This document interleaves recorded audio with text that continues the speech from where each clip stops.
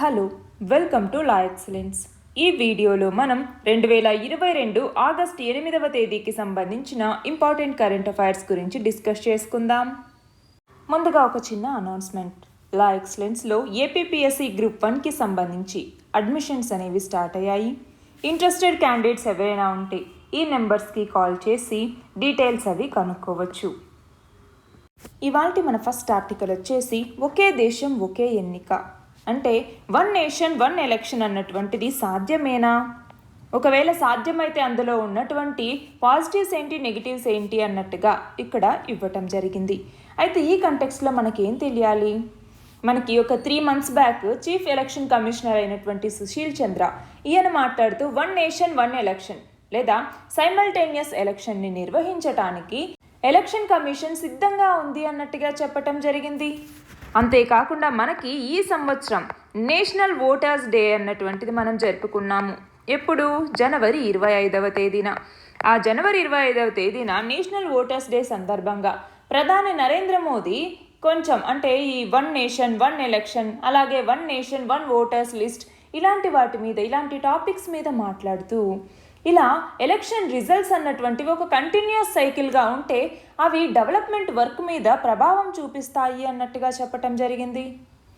అలా ఈ కంటెక్స్ట్లో అసలు ఈ వన్ నేషన్ వన్ ఎలక్షన్ అంటే ఒకే దేశం ఒకే ఎన్నిక అంటే ఏంటి? ఫ్రీక్వెంట్గా ఎన్నికలు జరుగుతూ ఉండటం వల్ల మనకి ఏమేం సమస్యలు అనేవి ఎదురవుతాయి? ఒకవేళ సైమల్టేనియస్ ఎలక్షన్స్ అనేవి కనుక జరిపితే అంటే జమిలీ ఎన్నికలు అని పిలుస్తాము. ఇలా సైమల్టేనియస్ ఎన్నికలు జరపటం వల్ల ఉండేటటువంటి బెనిఫిట్స్ ఏంటి? అది రీజనల్ పార్టీస్ మీద ఎలాంటి ఇంపాక్ట్ చూపిస్తుంది? సైమల్టేనియస్ ఎలక్షన్స్ అన్నటువంటిది మనకి కాన్స్టిట్యూషన్లో మన లెజిస్లేషన్కి సంబంధించి కాన్స్టిట్యూషన్లో ఏమేమి ప్రొవిజన్స్లో లేకపోతే ఏమేమి ఆర్టికల్స్లో ఉన్నాయి అన్నట్టుగా తెలియాలి. అలాగే మనకి రిప్రజెంటేషన్ ఆఫ్ పీపుల్స్ యాక్ట్ 1951 అనేటటువంటిది ఉంది, అది మనకి తెలియాలి. అవునా అండి? ఇప్పుడు ఒకే దేశం ఒకే ఎన్నిక అన్నాము అంటే ఏంటి?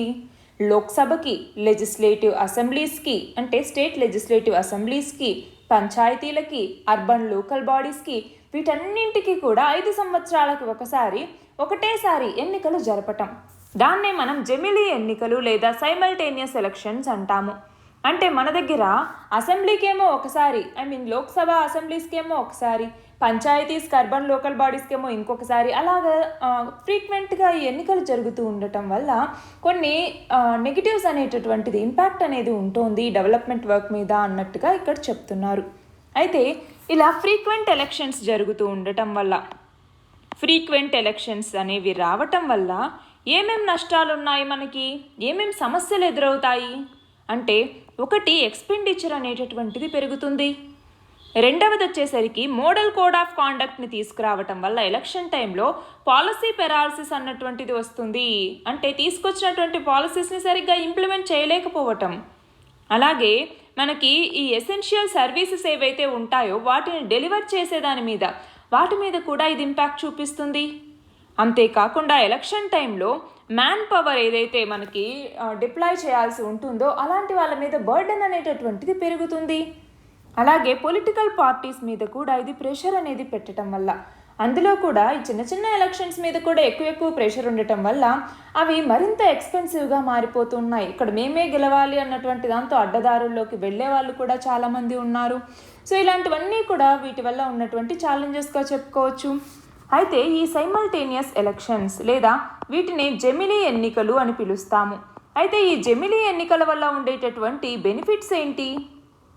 ఏమేం బెనిఫిట్స్ ఉన్నాయి అంటే ఒకటి గవర్నెన్స్ అనేది బాగా జరుగుతుంది, కన్సిస్టెన్సీ అనేటటువంటిది ఉంటుంది, అలాగే మనీ ఎక్స్పెండిచర్ అనేటటువంటిది తగ్గుతుంది, అడ్మినిస్ట్రేషన్ అనేటటువంటిది సరిగ్గా జరుగుతుంది, అలాగే పాలసీస్ మరియు ప్రోగ్రామ్స్లో ఒక కంటిన్యూటీ అనేటటువంటిది ఉంటుంది, గవర్నెన్స్లో ఎఫిషియన్సీ అనేటటువంటిది ఉంటుంది, అలాగే బ్లాక్ మనీని ఓటర్స్ మీద ఇంపాక్ట్ ఏదైతే ఉంటుందో ఆ ఇంపాక్ట్ని తగ్గించడానికి కూడా ఇది ఉపయోగపడుతుంది. ఇవన్నీ కూడా సైమల్టేనియస్ ఎలక్షన్స్ వల్ల ఉన్నటువంటి బెనిఫిట్స్ ఏనా మనకి?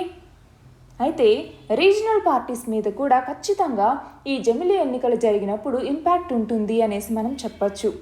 ఎందుకని అంటే మనం చూస్తే స్టేట్లోనూ సెంటర్లోనూ ఫర్ ఎగ్జాంపుల్ లోక్సభలో ఎన్నికైనటువంటి వాళ్ళు ఎవరైతే ఉంటారో మెజారిటీ సాధించినటువంటి వాళ్ళకే ఎక్కువగా ఈ రీజనల్ పార్టీస్లో కూడా, అంటే ఏంటి, సెంటర్లో ఎవరైతే అధికారంలోకి వచ్చే వాళ్ళు ఉంటారో అలాంటి వాళ్ళు స్టేట్లో కూడా ఉంటే, ఆ పార్టీ కనుక స్టేట్లో కూడా ఉంటే దానికి ఎక్కువ ఓట్స్ వెళ్ళేటటువంటి ప్రమాదం అనేటటువంటిది ఉంది. అయితే మనకి ఆర్టికల్స్ కొన్ని తెలియాలి, కాన్స్టిట్యూషన్లో ఉన్నటువంటి ఆర్టికల్స్ అన్నమాట. ఏమేమి ఆర్టికల్స్ అంటే ఆర్టికల్ 83. ఇది ఏం చెప్తుంది? ఆర్టికల్ 83 అన్నటువంటిది లోక్సభ కాల పరిమితికి సంబంధించినటువంటి ఆర్టికల్ ఇది. అలాగే ఈ లోక్సభ రద్దుకేమో ఆర్టికల్ 85 అన్నటువంటిది. అలాగే స్టేట్ లెజిస్లేచర్ యొక్క డ్యూరేషన్కి సంబంధించి ఆర్టికల్ 172 అన్నటువంటివి.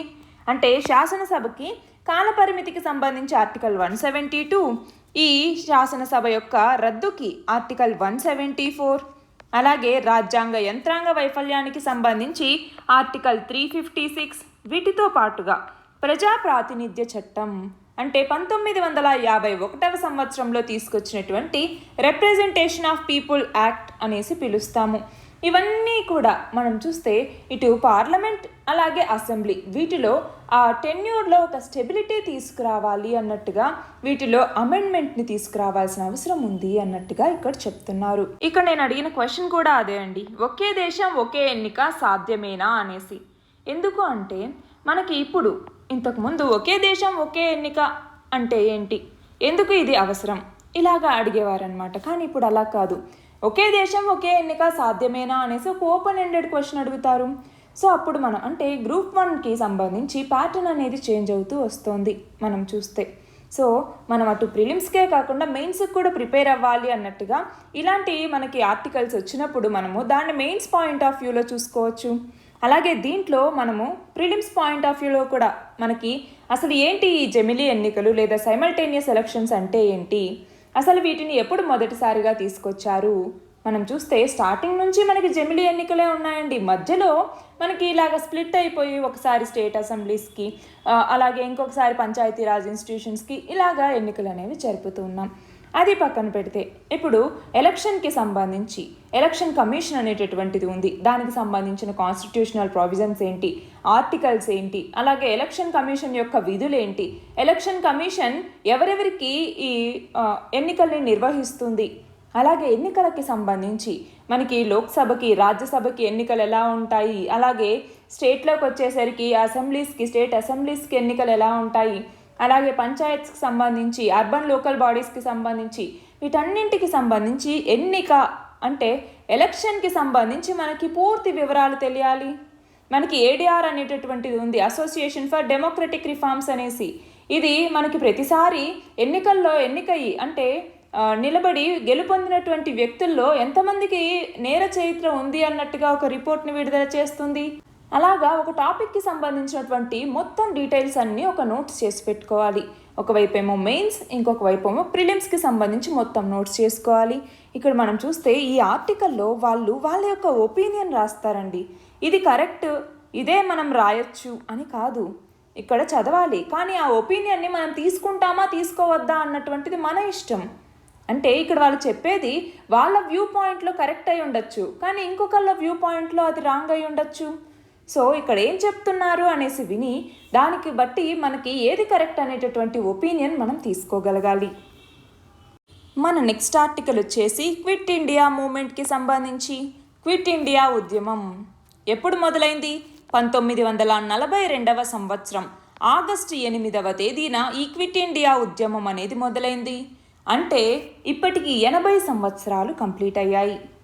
మనం చూస్తే 1942 సంవత్సరం ఆగస్టు 8వ తేదీన మహాత్మా గాంధీ ఈ క్విట్ ఇండియా మూమెంట్ అన్నటువంటి దాన్ని all India Congress committee Mumbai సెషన్లో లాంచ్ చేయటం జరిగింది. సో ఏ సెషన్లో? ముంబై సెషన్, ఇది గుర్తుపెట్టుకోవాలి. అలాగే మనం చూస్తే గాంధీజీ డూ ఆర్ డై అనేటటువంటి ఒక స్లోగాన్ని ఇవ్వటం జరిగింది. విజయమో వీర స్వర్గమో అని పిలుస్తూ ఉంటాము. ఎక్కడ? గోవాలియా ట్యాంక్ మైదాన్, దాన్నే ఇప్పుడు ఆగస్ట్ క్రాంతి మైదాన్ అని పిలుస్తూ ఉంటారు.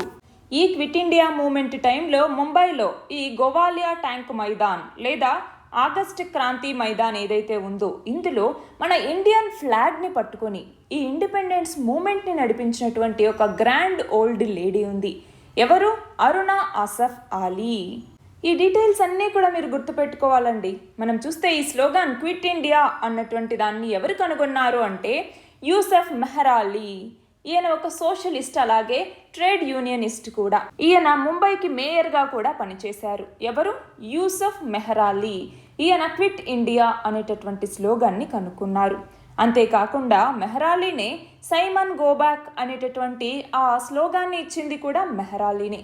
అయితే మనకి అసలు ఎందుకు క్విట్ ఇండియా మూమెంట్ లేదా క్విట్ ఇండియా ఉద్యమం అనేటటువంటిది ఎందుకు అవసరమైంది? అప్పటి వరకు మనం శాంతియుతంగా పోరాడుతూ ఉన్నాం కదా, ఒక్కసారిగా మనము ఇలా వైలెంట్గా అయిపోయి క్విట్ ఇండియా అనేసి ఒక మూమెంట్ని ఇలాగ లాంచ్ చేయడానికి కారణాలు ఏంటి అంటే, ఒకటి వచ్చేసరికి క్రిప్స్ మిషన్ అంటాము. క్రిప్స్ మిషన్ అన్నటువంటిది ఫెయిల్ అయింది, ఆ ఫెయిల్యూర్ కారణం. రెండవది వచ్చేసరికి మన ఇండియా అన్నటువంటిది వరల్డ్ వార్ 2లో అంటే లీడర్స్ని ముందుగా కన్సల్ట్ చేయకుండా వరల్డ్ వార్ 2లో ఇన్వాల్వ్ అవ్వటం జరిగింది. అంటే ఇండియన్ నేషనల్ కాంగ్రెస్ అన్నటువంటిది ఇలా అన్కండిషనల్గా మనం బ్రిటిష్ వాళ్ళకి సపోర్ట్ చేయటాన్ని ఇది ఒప్పుకోలేదు. అలాగే యాంటీ బ్రిటిష్ సెంటిమెంట్ అనేటటువంటిది చాలా వరకు పెరుగుతూ వచ్చింది. అలాగే చాలా చిన్న చిన్న మూమెంట్స్ అన్నటువంటివి పెరిగి అవి సెంట్రలైజ్ అవుతూ వచ్చాయి. అలాగే మన దగ్గర ఉన్నటువంటి ఎసెన్షియల్ కమాడిటీస్లో కూడా షార్టేజ్ అనేది వచ్చింది. ఎందుకని షార్టేజ్ వచ్చింది? ఈ వరల్డ్ వార్ 2 వల్ల. అంతేకాకుండా మనకి కొన్ని డిమాండ్స్ అనేటటువంటివి ఇందులో ఉన్నాయి. ఏమని? బ్రిటిష్ రూల్ అనేటటువంటిది ఎండ్ చేయాలి, అలాగే బ్రిటిషర్స్ నుంచి అంటే బ్రిటిషర్స్ వెళ్ళిపోయిన తర్వాత ఒక ప్రొవిజనల్ గవర్నమెంట్ని ఏర్పాటు చేయాలి అన్నటువంటి డిమాండ్స్ అప్పుడు మనకు ఉండేవి. మనం చూస్తే ఇవన్నీ కూడా దీనికి రీజన్స్గా చెప్పచ్చు. అయితే ఈ క్విట్ ఇండియా మూమెంట్ అన్నటువంటిది మొత్తం 3 ఫేజెస్లో సాగింది, అంటే 3 దశలు అంటాము. అవి ఏంటి అంటే, ఫస్ట్ ఫేజ్ వచ్చేసరికి అర్బన్ రివోల్ట్, సెకండ్ ఫేజ్ వచ్చేసరికి ఈ ఫోకస్ అన్నటువంటిది కంట్రీ సైడ్కి షిఫ్ట్ అయింది, లాస్ట్ ఫేజ్ వచ్చేసరికి నేషనల్ గవర్నమెంట్స్ ఫార్మేషన్, అంటే ప్యారలల్ గవర్నమెంట్స్ అనేటటువంటివి ఫామ్ అయ్యాయి. మనం చూస్తే బలియా, అలాగే తమ్లుక్, సతారా ఇవన్నీ కూడా ఐసోలేటెడ్ పాకెట్స్గా ప్యారలల్ గవర్నమెంట్స్ అనేవి ఫామ్ చేయటం జరిగింది. అలా మొత్తం 3 ఫేజెస్లో ఈ క్విట్ ఇండియా ఉద్యమం అనేది సాగింది. అయితే ఈ ఉద్యమం యొక్క సక్సెస్ అనేది మనం ఎలా చూస్తాము? ఒకటి, నేషనలిజం అన్నటువంటిది పెరిగింది. అంటే ఆ బ్రదర్హుడ్ సెన్స్ ఏదైతే ఉందో అది పెరిగింది, సెన్స్ ఆఫ్ యూనిటీ అనేటటువంటిది పెరిగింది. అలాగే ఉమెన్ పార్టిసిపేషన్ అనేటటువంటిది ఇందులో చాలా పెరిగింది. అలాగే ఫ్యూచర్ లీడర్స్ కూడా పెరుగుతూ వచ్చారు. మనం చూస్తే రామ్ మనోహర్ లోహియా కానీ, జేపీ నారాయణ్ కానీ, అరుణ ఆసఫ్ అలీ కానీ, అలాగే బిజు పట్నాయక్ కానీ, సుచేత కృపలాని కానీ వీళ్ళంతా కూడా ప్రామినెంట్ లీడర్స్గా మనకి ఎవాల్వ్ అవ్వటం జరిగింది. అంతేకాకుండా ఇది మనకి ఇండిపెండెన్స్ తీసుకురావటానికి ఒక దారిని చూపించినట్లుగా అయింది. మనం చూస్తే ఈ క్విట్ ఇండియా క్యాంపెయిన్ని 1944వ సంవత్సరంలో అణిచివేయటం జరిగింది. అంతేకాకుండా బ్రిటిషర్స్ ఇమ్మీడియట్గా ఇండిపెండెన్స్ ఇవ్వటానికి రిఫ్యూజ్ చేశారు కూడా. అయితే మన దగ్గర ఇంతకుముందు ఎలా అయితే పొలిటికల్ నెగోషియేషన్స్ ఉండేవో ఆ యొక్క నేచర్ అనేటటువంటిది ఇప్పుడు చేంజ్ అయిపోయింది. మన ఇండియా యొక్క ఇండిపెండెన్స్ వైపుగా మనకి ఒక మంచి దారి కనిపించినట్టయిందనమాట ఈ క్విట్ ఇండియా మూమెంట్తో. క్వశ్చన్ చూడండి, భారతీయుల్లో సంపూర్ణ స్వాతంత్ర కాంక్షను రగిలించిన క్విట్ ఇండియా ఉద్యమం ఎప్పుడు మొదలైంది? 1942వ సంవత్సరం ఆగస్ట్ 8వ తేదీన. మన నెక్స్ట్ ఆర్టికల్ వచ్చేసి నీతి ఆయోగ్ 7వ పాలక మండలి సమావేశానికి సంబంధించి. ఇందులో మన ప్రధాని నరేంద్ర మోదీ మాట్లాడుతూ వాణిజ్యం, పర్యాటకం, అలాగే సాంకేతికత అనేటటువంటి 3 టీలని వాటిని ప్రోత్సహించటం మీద రాష్ట్రాలు దృష్టి కేంద్రీకరించాలి అన్నట్టుగా చెప్పటం జరిగింది. దిగుమతుల్ని తగ్గించుకొని ఎగుమతుల్ని పెంచేందుకు ఇవి చాలా అవసరం అన్నట్టుగా చెప్పటం జరిగింది. అయితే మనం చూస్తే రీసెంట్గా నిన్నటి రోజున నీతి ఆయోగ్ వాళ్ళు తెలంగాణలోకి వచ్చి మిషన్ కాకతీయ, మిషన్ భగీరథ లాంటి పథకాలకి 24,000 కోట్లు ఇవ్వాలి అనేసి కేంద్రానికి ప్రతిపాదించారు. అయినా కూడా మాకు ఒక్క రూపాయి కూడా ఇవ్వలేదు. నీతి ఆయోగ్లో అసలు నీతి అనేది లేదు, అది నేరబీర చందంగా మారింది, దానివల్ల ఎవరికి ఎలాంటి మేలు జరగట్లేదు అన్నట్టుగా తెలంగాణ ముఖ్యమంత్రి కేసీఆర్ విమర్శించటం జరిగింది.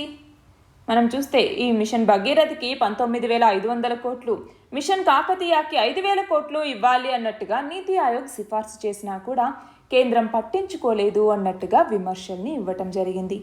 అయితే ఇప్పుడు ఇక్కడ చూడండి, ఇప్పుడు ఈ నీతి ఆయోగ్ 7వ పాలక మండలి సమావేశం అనేది జరిగింది.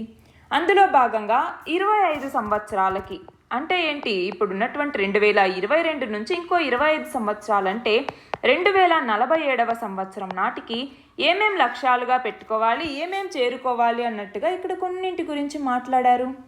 అంతేకాకుండా ఇక్కడ ఈ 3 T's ఏవైతే ఉన్నాయో, ఏమని, ట్రేడ్, టూరిజం, టెక్నాలజీ, ఈ 3 Tల మీద రాష్ట్రాలు దృష్టి సారించాలి అన్నట్టుగా చెప్పటం జరిగింది. వ్యవసాయంలో ఆధునికీకరణను తీసుకురావటం ద్వారా స్వయం సమృద్ధిని సాధించాలి అన్నారు. అలాగే పట్టణీకరణ గురించి మాట్లాడటం జరిగింది. స్థానిక ఉత్పత్తుల్ని ప్రోత్సహించటం గురించి మాట్లాడటం జరిగింది. సో వీటన్నింటినీ మనం చూస్తే ఈ టాపిక్ అన్నటువంటిది ఇక్కడ చిన్నదైనా కూడా ఇక్కడ మనం చూస్తే ఇటు వాణిజ్యం అంటే ట్రేడ్కి సంబంధించి మన భారత్ ఏమేమి ఇనిషియేటివ్స్ తీసుకొచ్చింది, పర్యాటకం టూరిజంని ప్రమోట్ చేయటానికి స్వదేశీ దర్శన్ అనేసి అలాగా చాలా తీసుకురావటం జరిగింది కదా, ఏక్ భారత్ శ్రేష్ఠ భారత్ అనేసి. అలాగే ప్రసాద్ అన్నటువంటి స్కీమ్ తీసుకొచ్చింది ఇలా. అలాగే టెక్నాలజీని ప్రమోట్ చేయడానికి ఏమేమి తీసుకొచ్చింది. అలాగే వ్యవసాయంలో స్వయం సమృద్ధి అన్నారు.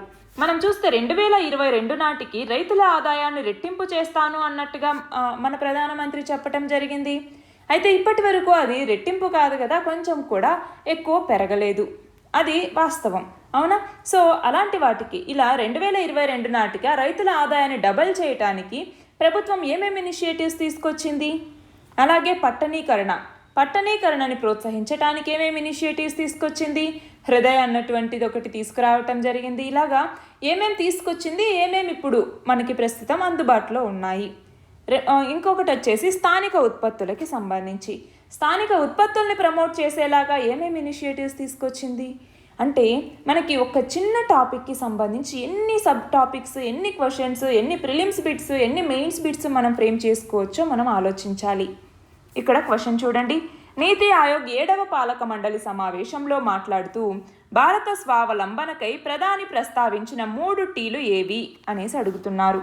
ఏంటవి? ఒకటి వచ్చేసరికి ట్రేడ్, రెండవది వచ్చేసరికి టూరిజం, మూడవది వచ్చేసరికి టెక్నాలజీ. ఈ 3 గురించి మాట్లాడటం జరిగింది. కానీ ఇప్పుడు మీరు ఇప్పుడు మీరు ఈ నోట్స్ రాసుకునేటప్పుడు ఓన్లీ ఇదిగో ఈ నీతి ఆయోగ్ 7వ పాలక మండలి సమావేశం జరిగింది, అందులో ఈ 3 Tల గురించి మాట్లాడారు, వీటిని ప్రమోట్ చేయాలన్నట్టుగా చెప్పారు. అది కాదండి. ఇక్కడ ప్రతి టాపిక్కి సంబంధించి ఇటు ప్రిలిమ్స్కి ఎలా క్వశ్చన్స్ అడగచ్చు, ఇటు మెయిన్స్కి ఎలా క్వశ్చన్స్ అడగచ్చు అనేసి ఒక ఐడియా అనేది మనం తెచ్చుకోవాలి. ప్రీవియస్ పేపర్స్ చూసుకొని ఆ క్వశ్చన్స్ ఎలా ఉన్నాయి అన్నట్టుగా చూసుకొని దీనికి సంబంధించి ఇదిగో దీనికి ఇనిషియేటివ్స్ తీసుకొచ్చారనేసి ఒక లిస్ట్.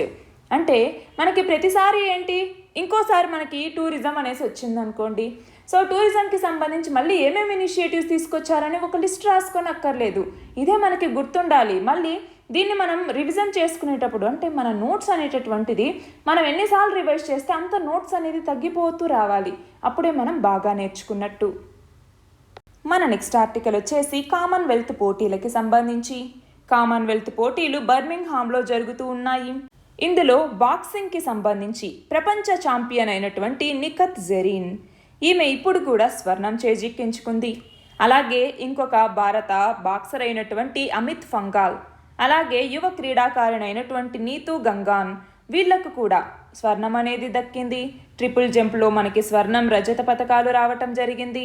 అలాగా మనం చూస్తే ఇప్పటి వరకు మన భారతదేశానికి 55 పథకాలు అనేవి మొత్తం వచ్చాయి. అందులో 18 స్వర్ణాలు, 15 రజతాలు, 22 కాంస్యాలు వచ్చాయి.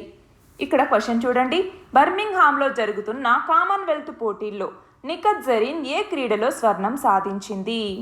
ఎందులో? బాక్సింగ్లో. అయితే మీరు ఇక్కడ తెలుసుకోవాల్సింది ఏంటి, ఇదంతా బాగుంది, బర్మింగ్హామ్లో జరుగుతున్నాయి, ఈ కామన్వెల్త్ పోటీలు అనేవి ఉన్నాయి అన్నట్టుగా. అసలు ఈ కామన్వెల్త్ అంటే ఏంటి, కామన్వెల్త్ కంట్రీస్ ఏమేమి ఉన్నాయి, ఇవి మీరు ఇక్కడ గమనించి దానికి నోట్స్ చేసి పెట్టుకోవాలి.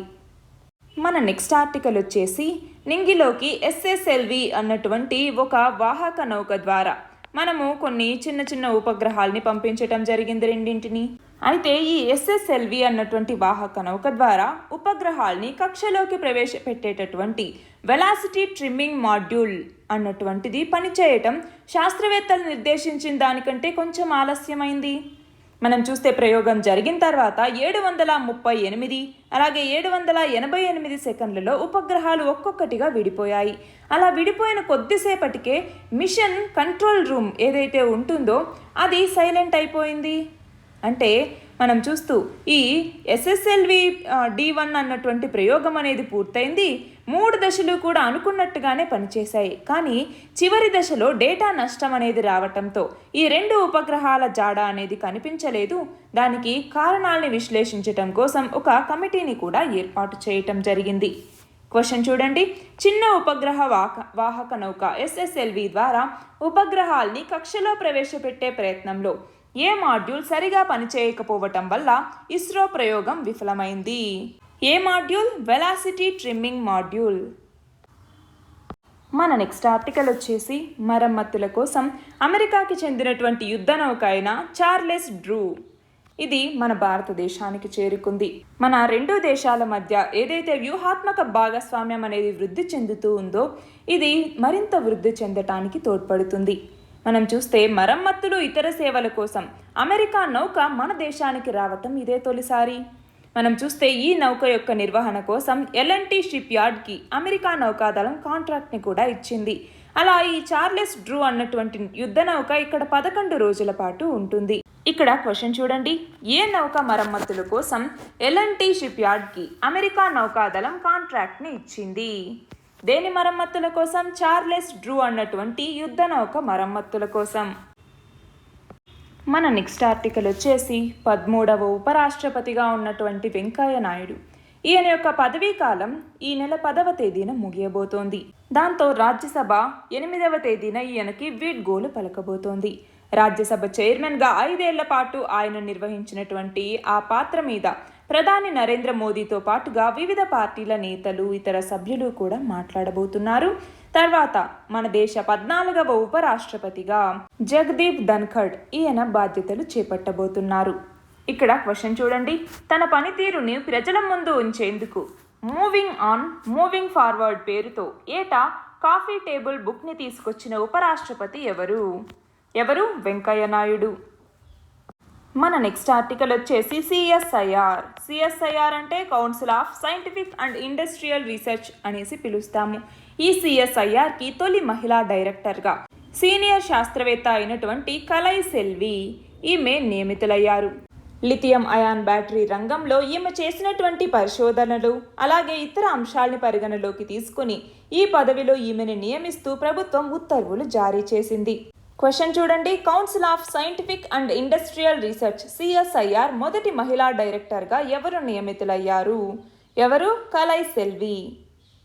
ఇవాల్టి మన లాస్ట్ ఆర్టికల్ వచ్చేసి మన దేశంలో కేంద్ర ప్రభుత్వ రక్షణలో ఉన్నటువంటి దాదాపు 3600కు పైగా స్మారక కట్టడాల యొక్క భద్రత కోసం అవి ఆక్రమణలకు గురవకుండా పర్యవేక్షించేందుకు వాటి యొక్క సరిహద్దుల్ని డిజిటల్ మ్యాపింగ్ చేసేందుకు కేంద్ర సాంస్కృతిక శాఖ ఒక ప్రణాళికని తీసుకురాబోతోంది. దీనికోసం కేంద్ర ప్రభుత్వానికి గూగుల్ అనేది సహకరిస్తుంది అన్నట్టుగా చెప్పటం జరిగింది. మనం చూస్తే మన దేశంలో మొత్తం 3693 వారసత్వ కట్టడాలు గనక మనకు ఉంటే వాటిని కేంద్ర సాంస్కృతిక మంత్రిత్వ శాఖ పరిధిలో ఉన్నటువంటి ఆర్కియలాజికల్ సర్వే ఆఫ్ ఇండియా రక్షణలో ఉన్నాయవన్నీ. అయితే రీసెంట్గా ఆజాదీ కా అమృత్ మహోత్సవ్లో భాగంగా ఒక కార్యక్రమంలో కేంద్ర పర్యాటక సాంస్కృతిక శాఖ మంత్రి మాట్లాడుతూ ఆల్రెడీ గూగుల్కి మరియు సాంస్కృతిక శాఖకి మధ్య దశాబ్ద కాలంగా ఉన్నటువంటి భాగస్వామ్యాన్ని కొనసాగిస్తూ ఇండియాకి ఉడాన్ అనేటటువంటి ప్రాజెక్ట్ని ఆవిష్కరించడం జరిగింది. గూగుల్ ఆర్ట్స్ అండ్ కల్చర్ అమలు చేస్తున్నటువంటి ఈ ప్రాజెక్టు ద్వారా మన దేశం సాధించినటువంటి విజయాల్ని స్మరించుకోబోతున్నారు.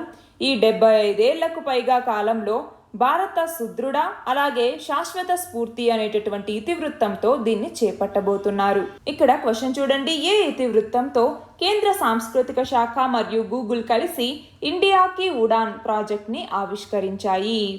ఏ థీమ్ అంటే ఏ ఇతివృత్తం? ఈ 75 ఏళ్లకు పైగా కాలంలో భారత సుదృఢ మరియు శాశ్వత స్ఫూర్తి అనేటటువంటి ఇతివృత్తంతో. నిన్నటి క్వశ్చన్ వచ్చేసి భారత్లో ఇంటిగ్రేటెడ్ ఫుడ్ పార్కుల అభివృద్ధికి $200 కోట్ల పెట్టుబడి పెట్టేందుకు భారతదేశంతో ఏ దేశం ఒప్పందం కుదుర్చుకుంది? ఏ దేశం? UAE, United Arab Emirates. ఇవాల్టి క్వశ్చన్ వచ్చేసి భారతీయ రక్షణ రంగం గురించి. భారత రాజ్యాంగంలోని 7వ షెడ్యూల్లో ఏ జాబితాలో పొందుపరిచారు?